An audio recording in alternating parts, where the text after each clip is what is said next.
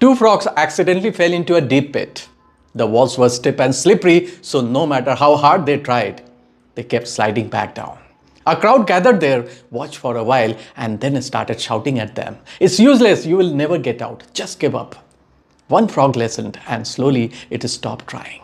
Its hope faded, its energy drained, and it simply gave up.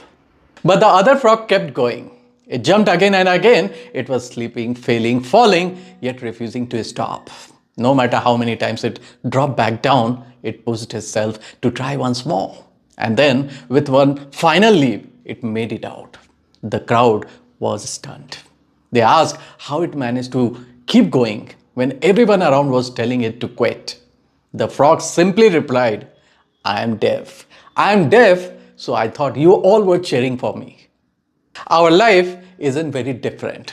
You will fail, you may fall behind, and sometimes you won't reach where you expected, but that doesn't mean it's over. It definitely doesn't mean that you should quit without understanding what went wrong. It doesn't mean that you give up without taking feedback and without putting in the extra effort to make it happen. And many times we don't quit because we cannot do it. We quit because of what we hear. The noise from others and the negativity around us. And the doubts inside our own mind slowly pulls us down. But if we can learn to block those noise and still keep showing up, you give yourself a real chance. You don't need perfect conditions. You don't need constant motivation. Most of the time, you just need consistency and the courage to keep trying. Even when it is hard, even when it feels like nothing is working. Sometimes, all you need to do is keep jumping. Remember, failure is temporary, but quitting is what makes it permanent. Failure doesn't take anything away from you, but quitting slowly takes everything. Your confidence, your momentum, your belief in yourself. And that's why most people don't fail because of lack of talent or capability. They fail because they stop too soon. Now think about it. You start a course with excitement. You pay the fees, adjust your schedule, and plan everything. But within a few days, consistency fades and you quit. You join a gym feeling fully motivated. Buy new clothes, maybe even hire a trainer. And a few weeks later, it turns out into Kal Se Pakka. You start a YouTube channel with passion and big dreams, but after a handful of updates, it slowly gets abandoned. Now, if you look closely, the pattern is pretty similar. It's not that you lack ambition, you clearly have it. You begin with energy, with intent, with belief, but somewhere along the way, you fail to sustain it. And that's where most people lose. Not at the start, but in the middle.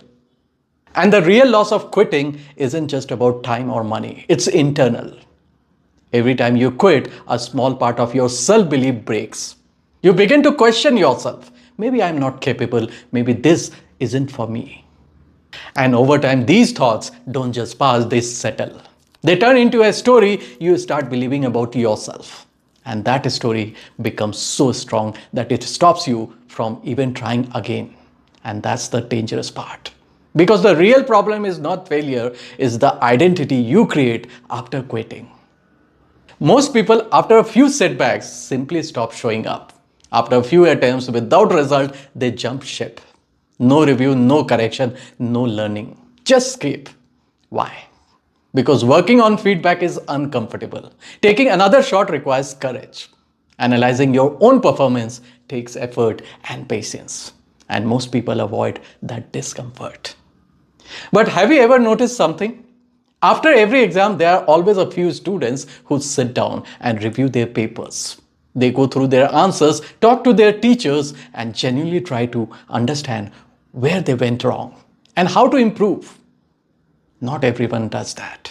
And that's exactly why only a few make it to the merit list. Today, everyone wants quick and dramatic results. We expect success at the speed of a missile. We want fast charger, fast Wi-Fi, fast AI tools, everything instantly. But somewhere along the line, we forget a simple truth. The things that are truly valuable don't happen fast. They take time to build, time to grow, and time to mature. Real progress is slow, often invisible in the beginning. It doesn't feel exciting every day, but that's exactly what makes it real. Now listen this. Life isn't about big breakthroughs every day. It's about small and consistent steps. These tiny efforts may feel insignificant in the moment, but over time they compound into something powerful. Imagine two people starting the same journey. One works hard for a short time and quit, while the others shows up daily, even for a few minutes. And after a year, the first has frustration and the second has progress. The difference isn't talent, it's consistency. Now, another big reason people quit is distraction. The moment they see someone else is succeeding in a different path, they get tempted to switch without even asking themselves, what did I do wrong? What can I improve? But a smart person doesn't run away from failure, they study it. For example, you are new to YouTube and want to build a successful channel. And if your first 10 videos flop, quitting won't help. Instead, pause and analyze what worked even slightly better. Where did viewers drop off? What can you improve in your content delivery or consistency? And that's how real growth happens. Remember, failure is not opposite of success, it's the part of the process. Many people think motivation will keep them going, but motivation fades. What actually sustains you is your own progress. Even the smallest improvement matters. You should acknowledge it, enjoy it, and let it fuel you. One completed workout, one finished task, one day you showed up when you didn't feel like it. That's a win. These small wins build momentum, and momentum builds self-belief. And over time, this belief becomes your internal motivation. So what truly keeps you going isn't just about motivation, it's the system, it's your process, it's your progress.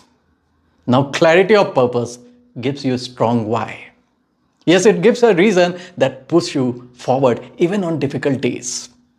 Now, next is reduce friction to make things easier to start. Because when things feel simple, you are less likely to procrastinate. So keep your tools ready, gym clothes ready, notes open, cameras set up. Remove small barriers that give you excuses. Because most of the time, the hardest part isn't about the work, it's the starting. And when you make starting easy, continuing becomes natural. Now, next is build routines to remove the need to rely on your mood or emotion to act. Because it's a part of your day, not because you feel like it. For example, you don't wake up and decide whether to brush your teeth. You just do it. And that's the power of routine. There is no debate, no overthinking. In the same way, if you fix a specific time for studying, workout, or creating content, it slowly becomes automatic. You stop asking, do I feel like doing it today? And start saying, this is what I do at this time. Because moods are unpredictable, but routines are stable. When you rely on your mood, you stay inconsistent. And when you rely on routine, you keep moving forward, even on days you don't feel like it. And in the end, I can tell you, people don't give up because things are hard. They give up because they don't have a system to continue when things get hard. So build your system in a way that quitting becomes harder than continuing. Reduce your escape routes and keep your options limited. If you choose a path, give it your full focus. Don't keep mentally jumping between alternatives every time things get uncomfortable, because that constant switching is what breaks momentum. And at the same time, be smart at the beginning. Take your time to weigh pros and cons before choosing a career or direction. Because once you commit, stop second guessing every step. Because growth doesn't come from having too many options. It comes from staying long enough on one path to make it work. So the solution is simple but not easy. Focus on fewer things and commit deeply. Stop depending on motivation, instead build discipline. Track your progress no matter how small. Accept failure, but don't let it stop you. Better learn and move forward. In the end, success doesn't belong to the most talented or the most intelligent one. It belongs to the one who refuses to quit.